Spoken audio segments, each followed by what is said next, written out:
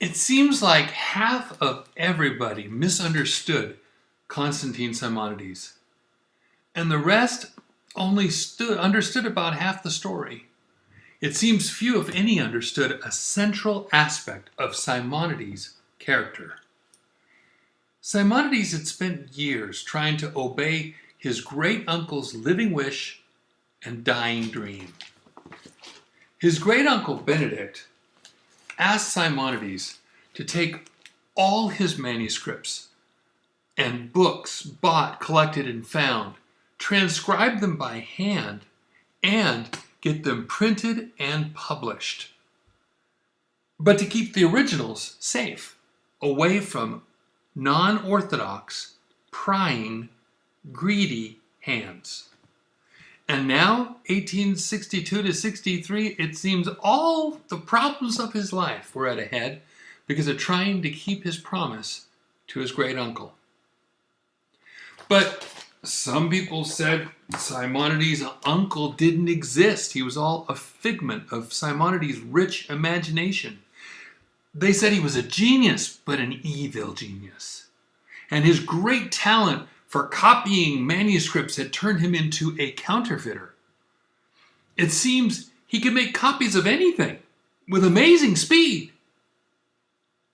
except for one document.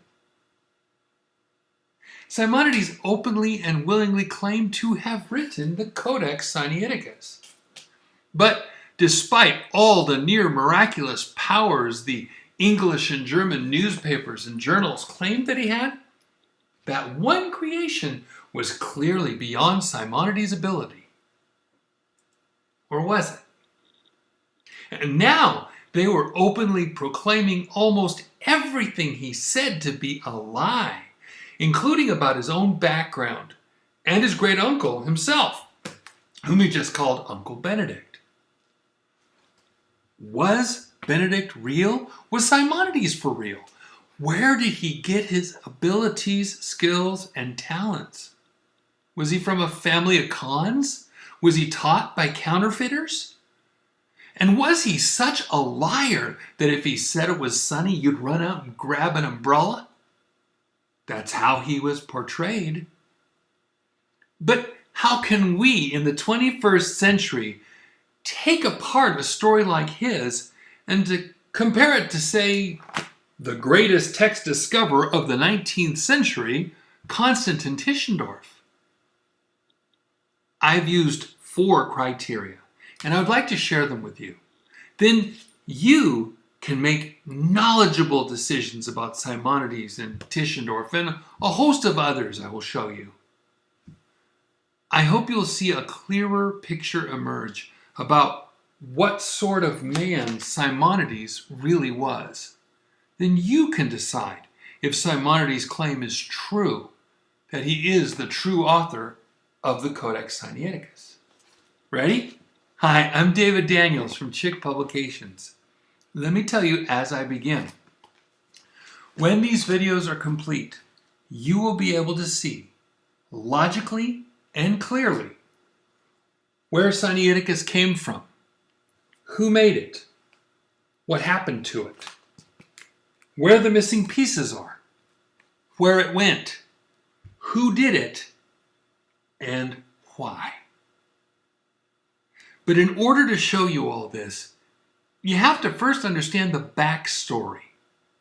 And that comes by comparing history with Simonides' testimony. But how can I look at Simonides' testimony about his great uncle Benedict and tell whether Simonides told the truth or not? Here are 4 guidelines I used. 1. Corroborating witness. If I find an institution or person with a good reputation who agrees that something happened, then that is a testimony in Simonides' favor. 2. Detailed knowledge. If I find that Simonides had detailed information about a place or event that most people would likely not have, that is an indication that either Simonides was there or he learned that information from someone who was there. 3. time-specific knowledge. If I find that Simonides lists events that happened for a limited amount of time within a narrow time frame, and that story lists specifics that were not common knowledge, that indicates that either Simonides was there at that time or he learned that information from someone who was there in that limited time frame. 4. Consistent actions or events. If someone tells about a person doing something that I can historically find him doing in another place around that time, we can say that this event is consistent with his behavior and therefore plausible. The book of Acts is an amazing example of this. Luke tells about people, places, and events that were only known about in small areas during short periods of time. And in the last 200 years, we have found more evidence that matches what Luke told about in archaeology, histories, and testimonies of others who lived in those days. And Luke's account of ship voyages tell about tiny details only an eyewitness would know. Yet Luke mentions them only as incidental events, nothing momentous. So it's very hard to poke holes in Luke's writing. And most people believe those events happened just the way Luke said. I told you in the last video about how I realized that I'd never caught Simonides in a lie, and that I should start treating him as innocent until proven guilty. But to do that, I would have to pay close attention to what he wrote. Then, if I was careful, I would find out whether his stories rang true or not. So, let's begin with his own great-uncle Benedict. Simonides said his uncle Benedict began his work, quote, while professor in the College of Sidon in the year 1784, end quote. Is there or was there a College of Sidon? I told you before that Greek places seem to have 2 or 3 names. Well, I found it. It was the College or Academy of Sidonia, but it's also called Kudonius, or Ibali, or Ivalik. It means fruit or quince in Turkish and Greek. Actually, right there. I'll only quote parts, but in the monthly review of December 1827, it said, on the coast of Asia Minor, opposite the delightful town of Mytilene, stood lately the town of Sidonia, now a heap of ruins. Its inhabitants were entirely Greeks. Then it says it was proposed to make a big college there. The College of Sidonia became the most frequented of the East. According to Simonides, his uncle taught there for 35 years, starting in 1784, retiring in 1819. That makes historical sense. The College of Sidonia thrived from 1771 to 1821. In fact, in 1821, says the article, Sidonia and its population were swept away by a catastrophe. That was when the Ottoman Turks destroyed the city. What did Benedict do at the college? Simonides said that his uncle, quote, by profession a theologian and versed in 12 languages, intending to publish both the Old and New Testaments and the writings of the apostolic fathers, church leaders right after the apostles, with exegetic scholia, interpreting comments, of the ancient commentators, and specially to reply to what had been written against the Septuagint, began this work while professor in the College of Sidon in the year 1784. In other words, his great-uncle was a highly educated theologian. He wanted to prove wrong all those who doubted the Alexandrian Septuagint. He wanted to make his own books. Think about what this means. starting in 1784 at the Academy, Benedict got the idea to create his own Alexandrian Greek and Old and New Testaments.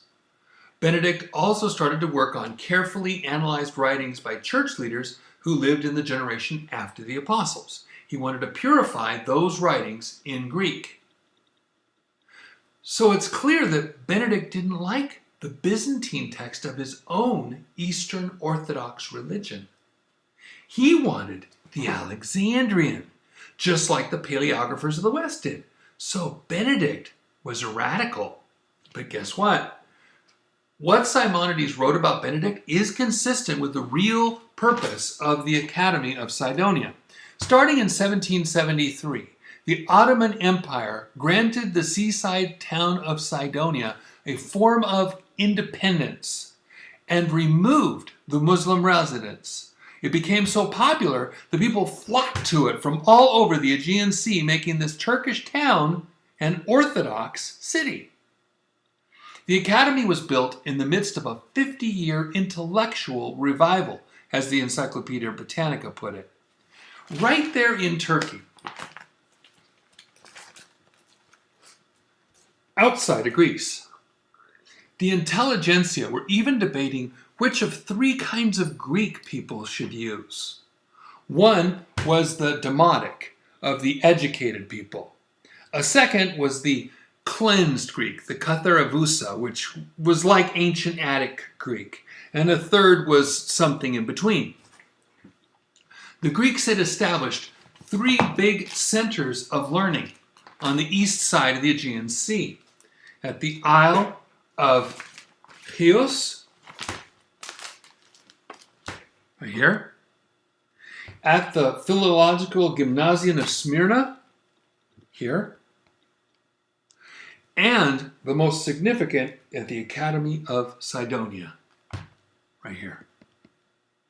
At these colleges, they were conspiring to make Greece great again.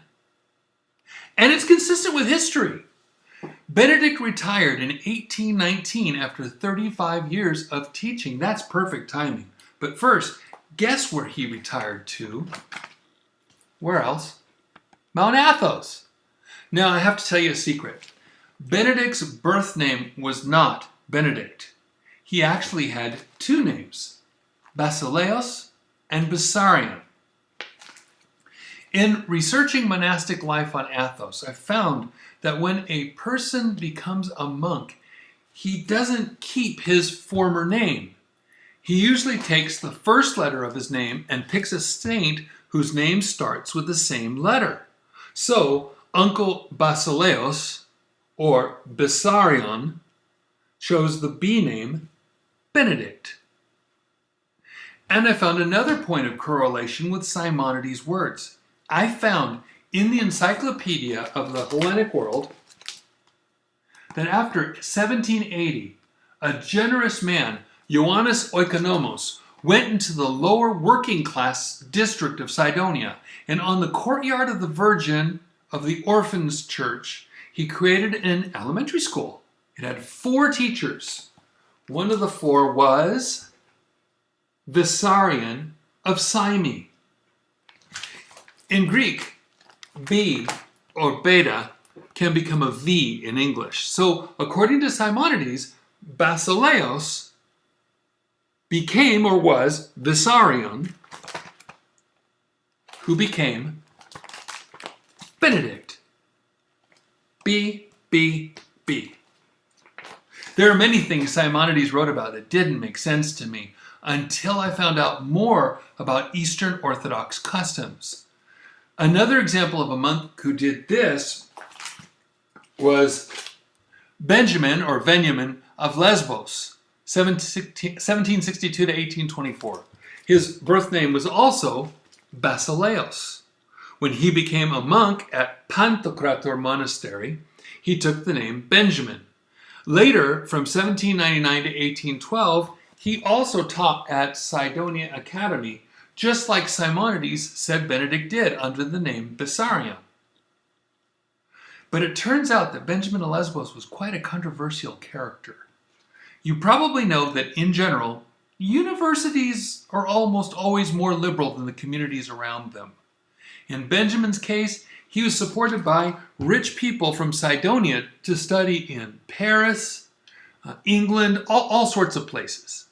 When he returned to Sidonia, he brought teachings so unlike Orthodox religion that they were condemned by the Patriarchate in Constantinople in 1803. But rich and important people like the Metropolitan of Ephesus came to his defense and kept him teaching. Why is this so important? Because that's what Benedict was like. Think about it. According to Simonides, Benedict was preparing a Bible based on Alexandrian and other Egyptian documents, completely different from the Byzantine text of the Orthodox Church. If Benedict published what he wanted, he would have spread all over the Orthodox world a heretical Bible. Sound familiar? Religious professors spreading heresy by means of a false Bible? So, though Benedict was an Orthodox monk, his beliefs were far from Orthodox teaching. Simonides said that in 1819, his great-uncle Benedict started monastic life in the monastery of Esphigmenou on the Aegean side of Athos. For decades he had collected manuscripts. Now was the payback. Simonides said he collected the most ancient manuscripts of both testaments and of their commentators, and at considerable expense prepared his work for the press. But on February 22nd, 1821, the Greek War for Independence interrupted his studies. At this point in history, no one can dispute what Simonides said Benedict did. Benedict fled Mount Athos and went to safer places, finally settling on the Isle of Poros. Simonides said, quote, "The Greek Revolution interfered. He withdrew after a little time to the island of Hydra, thence to Cythera, thence to Patsaris, and finally to Calarea, now Paros, where there is a famous monastery of the Virgin, in which he remained a long time, teaching theology to 12 Greek youths by the command of Capodistrias, governor of Greece." This matches the history books as well. I think Patsaris is a misreading of Spetses, where Benedict taught at the school in 1828. Calarea is Calabria. Paros is a misreading of Poros, which is a pair of islands with Calabria as the northern island. The famous monastery Simonides refers to is the Monizo Educu Pigis Calabria, the holy monastery of the life-giving spring or fountain, meaning Mary as the mother of God. Simonides said Benedict was instructed by Ioannis Capodistrias, the first governor of Greece, to teach a school starting with 12 youths right there in the eastern wing of the monastery. The history books say 15, but gaining or losing 3 students is nothing unusual. Yet Capodistrias didn't want religious education, just the basics. That didn't sit well with the Orthodox monks there, but that's not all.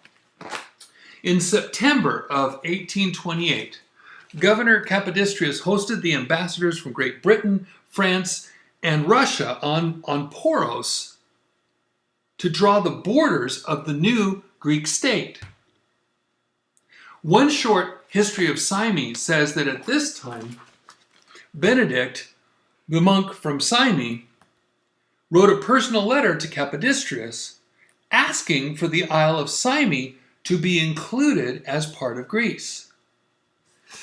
But the London Protocol of 1830 said no.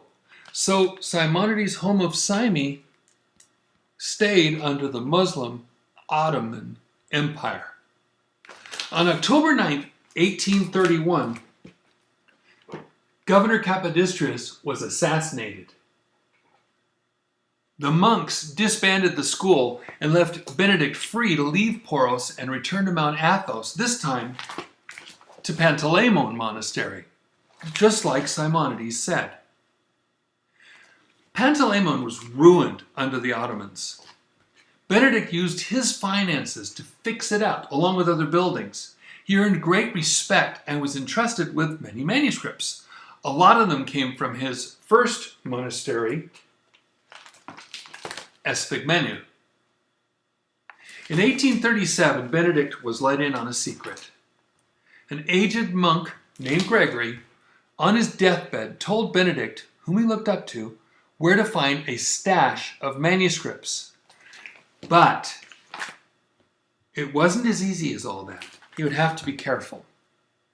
Athos wasn't part of the Greek state either. It was still under the watchful eye of the Ottomans, and they would take whatever manuscripts were discovered for the Turkish government. I have more to tell about that, but in the next video. At this time, his great-nephew, Constantine Simonides, was staying at Panteleimon studying under Benedict for 14 months. Based on what Simonides wrote, from 1837 to 1839, Benedict kept at his task, creating an Alexandrian Septuagint that he thought was oldest and best, along with what he thought were the best copies of the 7 so-called apostolic fathers: Barnabas, Hermas, Clement, Bishop of Rome, Ignatius of Antioch, Polycarp of Smyrna, Papias, and Dionysius the Areopagite.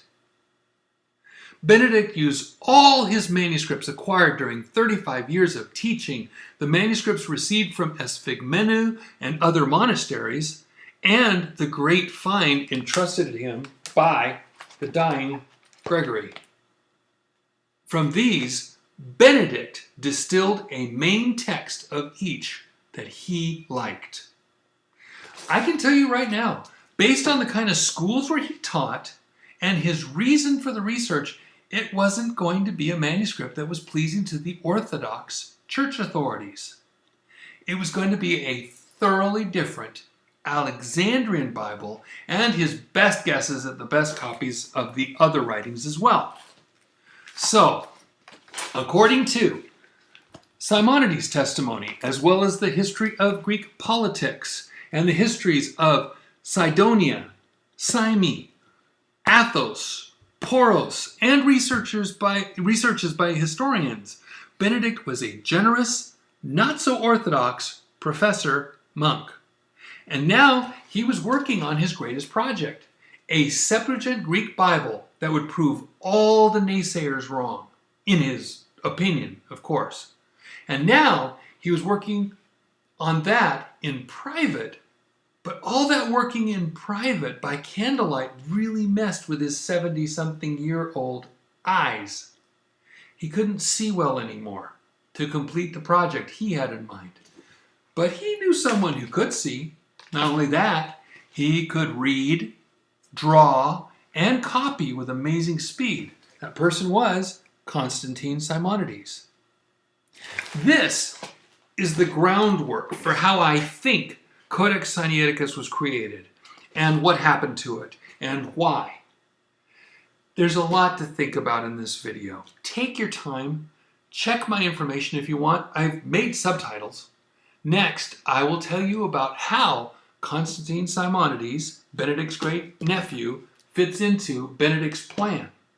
I will go into his background and education, following the same principles as I did for Benedict. Until then, God bless you and have a wonderful day.